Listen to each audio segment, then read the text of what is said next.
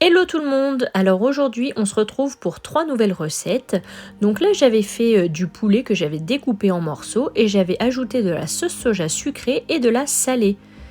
Ensuite j'ai mis un trio de poivrons à chauffer dans une poêle. J'ai ajouté un gros oignon que j'avais émincé au préalable et j'ai mélangé. J'avais également mis une cuillère à soupe d'huile d'olive. Dans mon poulet, j'ai ajouté de l'ail que j'ai émincé. Et ensuite, le poulet, une fois qu'il avait bien mariné, eh bien, je l'ai ajouté dans les poivrons qui étaient déjà très bien cuits, ainsi que les oignons. Là, j'avais mis de l'eau pour le riz. Alors là, mon riz était en train de cuire. C'était de l'eau bouillante et salée avec du gros sel de Guérande. Là, je vous montre qu'on va ajouter ensuite des noix de cajou grillées et salées.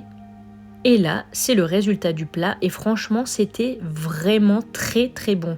C'est hyper simple, hyper rapide à faire, mais alors on s'est régalé et on a accompagné ça d'une salade verte du producteur avec une vinaigrette toute simple. Alors pour cette deuxième recette, c'était des œufs cocottes. Donc j'ai pris des œufs de nos poules, des tomates séchées à l'huile, de la bûche de chèvre et de la soja cuisine. Alors, là j'avais juste mis du chèvre coupé en morceaux ainsi que les tomates séchées coupées en tout petits.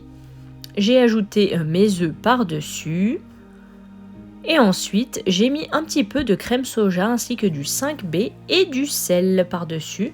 Ensuite j'ai mis en cuisson dans mon Cake Factory et c'était succulent. 25 minutes, c'était parfait. Pour cette troisième recette, c'est une pâte à pizza que je prépare. Donc il faut 300 g d'eau tiède, un sachet de levure boulangère, donc que j'intègre une fois que j'ai fait chauffer l'eau, bien entendu. Alors l'eau, c'est pas trop chaude, c'est vraiment tiède qu'il faut. Je laisse ça sur le côté une fois que j'ai bien touillé pour mélanger les deux. J'ai mis de la farine T65 dans mon saladier. J'en ai mis 500 g.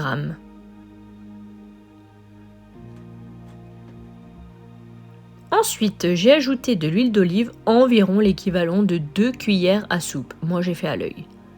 J'ai mis du sel fin de Guérande, environ 5 g.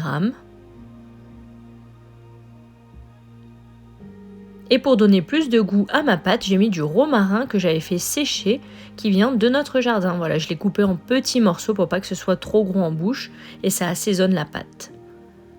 Donc voilà, ça donne ça avant de mélanger. La levure est toujours sur le côté.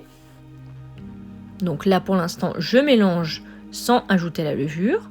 Et une fois que c'est fait, eh bien, je touille encore une dernière fois ma levure que j'intègre à ma farine et à tout mon mélange. Je touille et ensuite je finis à la main pour faire former une très belle boule. Ensuite, elle va reposer pendant environ 2 heures dans un point chaud. Donc moi, c'est sur la box tout simplement.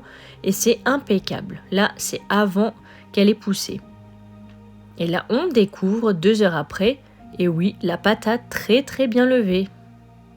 Regardez comme elle est belle. Elle est bien bulleuse. Elle est superbe. Donc là, j'ai préparé ma plaque pour l'étaler. Alors, je vais mettre dessus des lardons de truite fumée, de l'oignon rouge que je vais émincer, de la crème fraîche épaisse légère à 15%, du 5B et du sel de Guérande, tout simple. Donc vous voyez, j'ai étalé ma pâte, on voit bien le romarin. Les points jaunes, c'est l'huile d'olive. Donc ça, c'est avant cuisson et je la mets à 210 degrés pendant 18 minutes. Et regardez le résultat, c'était succulent. Voilà, j'espère que cette vidéo vous aura plu. N'hésitez pas à la commenter, à la liker, à la partager et à vous abonner. Et je vous dis à très bientôt. Ciao, ciao!